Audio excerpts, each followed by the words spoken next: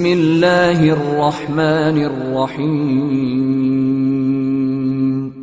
مدثر کا درس سماعت کر رہے ہیں۔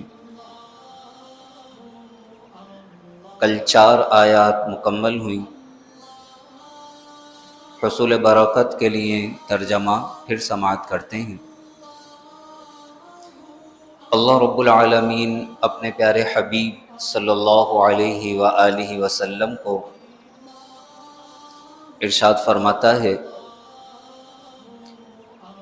یا ایھا المدثر، اے چادر اوڑھنے والے، قم، آپ کھڑے ہو جائیے، فانذر، پھر ڈر سنائیے، لوگوں کو ہمارے عذاب سے ڈرائیے، وَرَبَّكَ فَكَبِّرْ، اور اپنے رب ہی کی بڑائی بیان کیجیے، وَثِيَابَكَ فَطَهِّرْ، اور اپنے کپڑوں کو پاک اور صاف رکھیے، وَالرُّجْزَ فَاهْجُرْ، اور ناپاکی سے دور رہیے، وَالرُّجْزَ، رجز کہتے ہیں گندگی کو، ناپاکی کو، نجاست کو، فَاهْجُرْ، دور رہیے۔ اکثر مفسرین نے فرمایا کہ یہاں ناپاکی سے مراد، گندگی سے مراد، نجاست سے مراد بت ہیں۔ حضور علیہ السلام کو یہ حکم ارشاد فرمایا گیا کہ اے حبیب، آپ ہمیشہ بتوں سے دور رہیے گا، یہ نجیس ہیں، ناپاک ہیں، گندگی ہیں، ان کے قریب بھی مت جائیے گا۔ اور ایک قول یہ ہے کہ اس سے مراد ہر قسم کی ناپاکی ہے، کسی بھی گندگی اور ناپاکی کے قریب مت جائیے گا، ہمیشہ گندگی سے دور رہیے گا۔ وَالرُّجْزَ فَاهْجُرْ، اور ناپاکی سے، گندگی سے، نجاست سے دور رہیے۔ وَلَا تَمْنُنْ تَسْتَكْثِرْ، زیادہ لینے کے لیے احسان مت کیجیے گا۔ وَلَا تَمْنُنْ، تمنن کے معنی احسان کرنا، لا کے معنی نہیں، لا تمنن، آپ احسان مت کیجیے گا۔ کس نیت سے، کس ارادے سے؟ تستکثر، زیادہ لینے کے ارادے سے۔ تستکثر کثرت سے ہے، زیادہ طلب کرنا، زیادہ لینا۔ وَلَا تَمْنُنْ تَسْتَكْثِرْ، اور زیادہ لینے کے لیے احسان مت کیجیے گا۔ یعنی اے حبیب، آپ کسی پر احسان اس ارادے سے مت کیجیے گا کہ کل کو وہ میرے کام آئے، یا میں نے جو اسے تحفہ دیا ہے وہ اس سے بڑھ کر مجھے تحفہ دے، ایسا مت کیجیے گا۔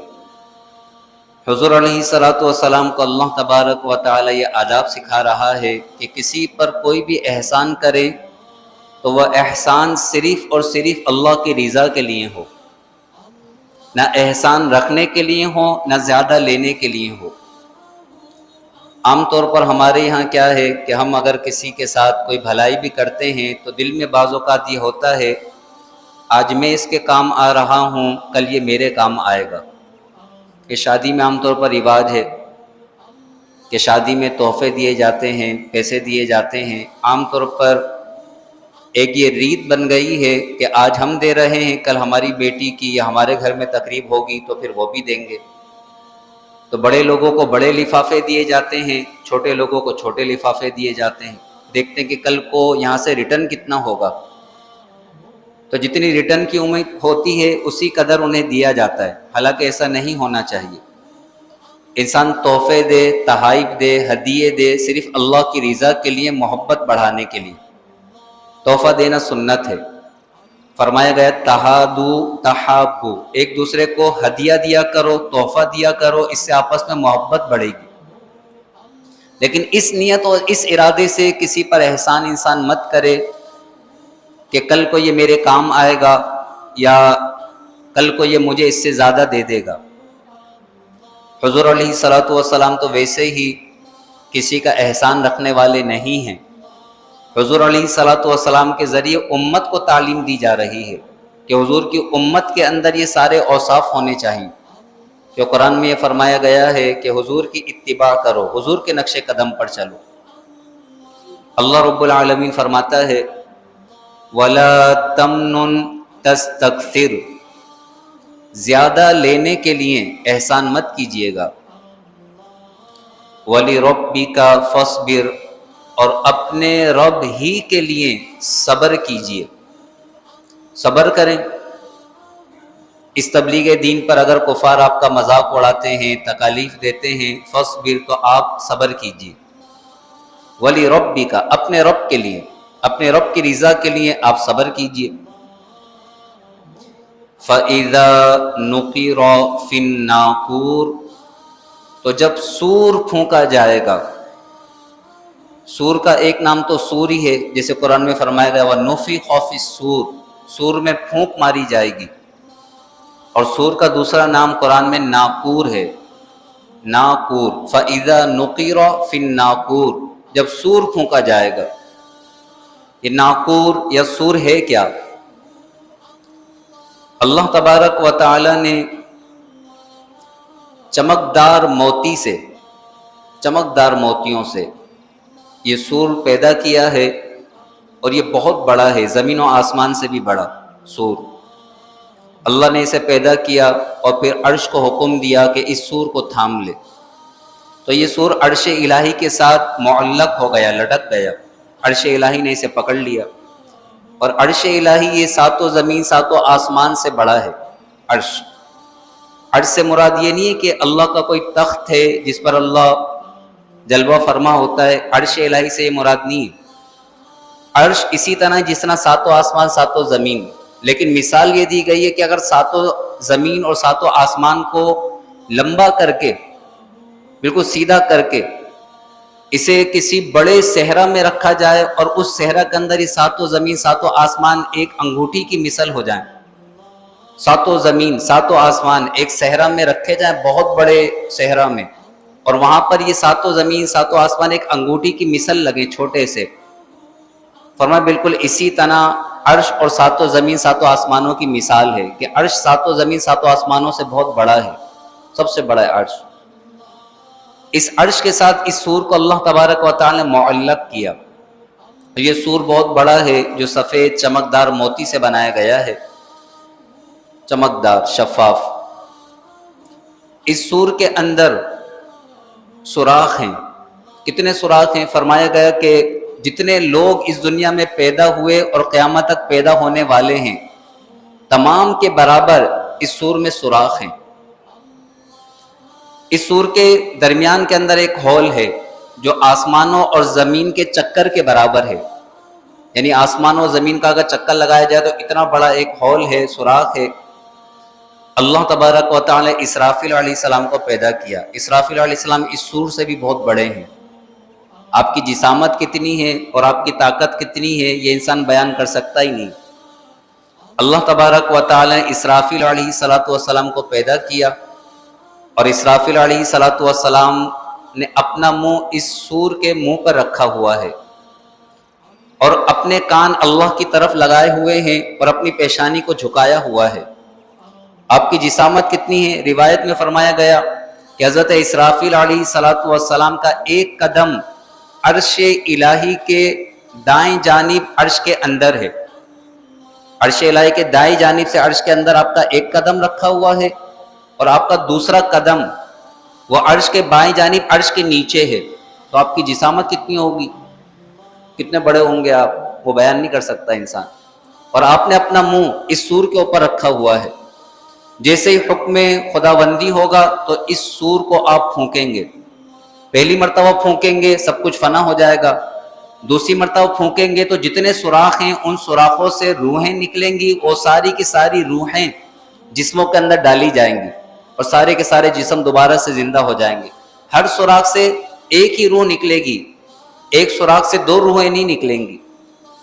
ترمذی اور مسند امام احمد کی حدیث ہے، حضور علیہ الصلوۃ والسلام نے فرمایا میں کس طرح سکون سے رہ سکتا ہوں، اطمینان سے رہ سکتا ہوں، حالانکہ ایک انتظار کرنے والا رب کے حکم کے انتظار میں ہے، جس کا منہ سور پر ہے اور جس کے کان حکم خداوندی کی طرف ہیں اور جس کا سر جھکا ہوا ہے کہ کب اسے حکم ہو اور وہ سور کو پھونکے۔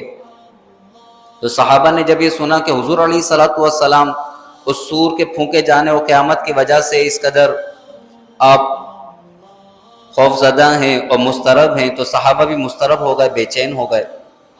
جب حضور علیہ الصلوۃ والسلام نے صحابہ کی بے چینی دیکھی تو آپ نے فرمایا یہ پڑھو، حسبنا اللہ ونعم الوکیل، ہمیں اللہ کافی ہے اور وہ کیا ہی اچھا کام بنانے والا ہے، حسبنا اللہ ونعم الوکیل۔ تو جو اس کا ورد رکھے گا وہ انشاءاللہ قیامت کی ہولناکیوں سے محفوظ ہو جائے گا، اللہ اس کا کام بنا دے گا۔ حسبنا اللہ ونعم الوکیل، بڑا پیارا وظیفہ ہے۔ انسان جب بھی خوف میں مبتلا ہو، بے سکونی کی کیفیات ہوں، تو یہ پڑھے حسبنا اللہ ونعم الوکیل، اللہ ہمیں کافی ہے اور وہ کیا ہی اچھا کام بنانے والا ہے۔ اللہ فرماتا ہے فَإِذَا نُقِرَ فِي النَّاقُورِ، تو جب سور پھونکا جائے گا، اسرافیل علیہ السلام سور میں پھونک ماریں گے، فَذَلِكَ يَوْمَئِذٍ يَوْمٌ عَسِيرٌ، تو وہ دن بڑا سخت دن ہوگا، یوم عسیر، عسیر سخت، وہ دن بڑا سخت دن ہوگا، علی الکافرین، کافروں پر، غیر یسیر، آسان نہیں ہوگا۔ قیامت کا دن بڑا سخت دن ہوگا، کافروں پر آسان نہیں ہوگا، علی الکافرین غیر یسیر، کافروں پر آسان نہیں ہوگا۔